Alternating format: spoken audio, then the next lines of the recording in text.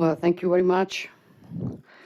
I want to thank President Sandu. I want to thank Moldova for this very important event, for the role that Moldova's playing in these tough times.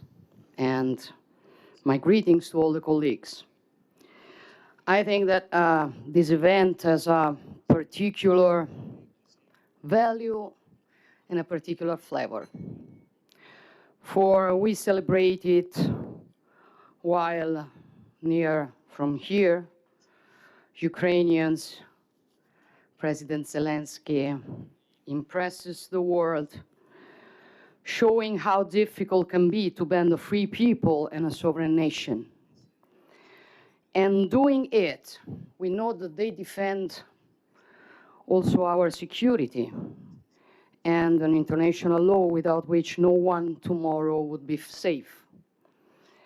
And we celebrate this event here in Moldova, which is another nation which would risk an aggression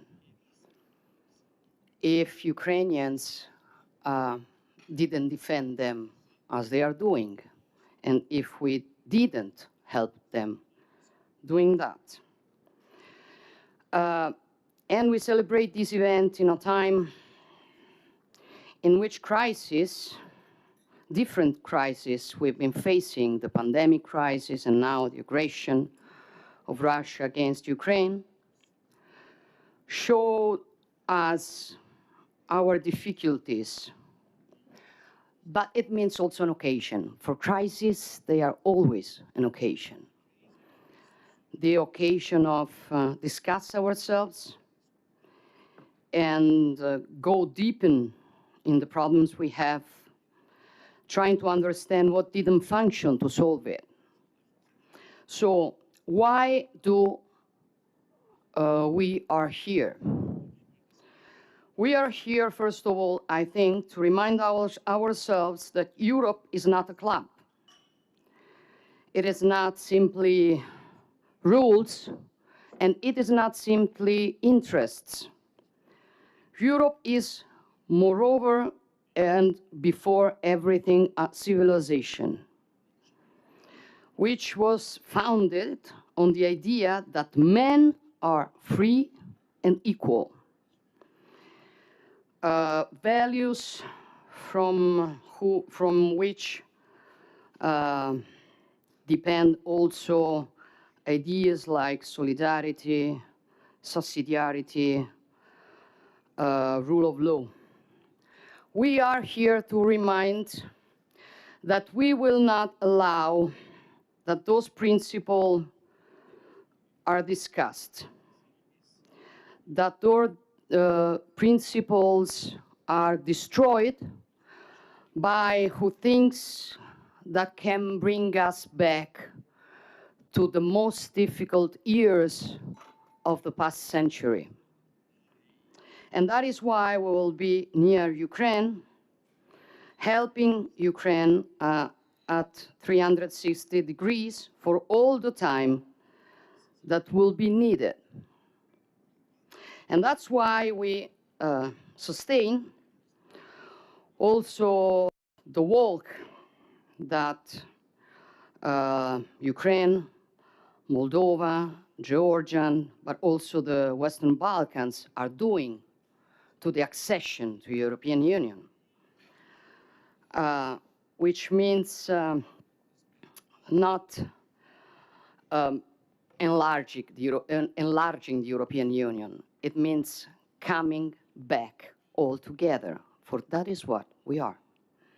And we are here to remind ourselves that there's no in Europe of A series and the Europe of B series. There's only Europe,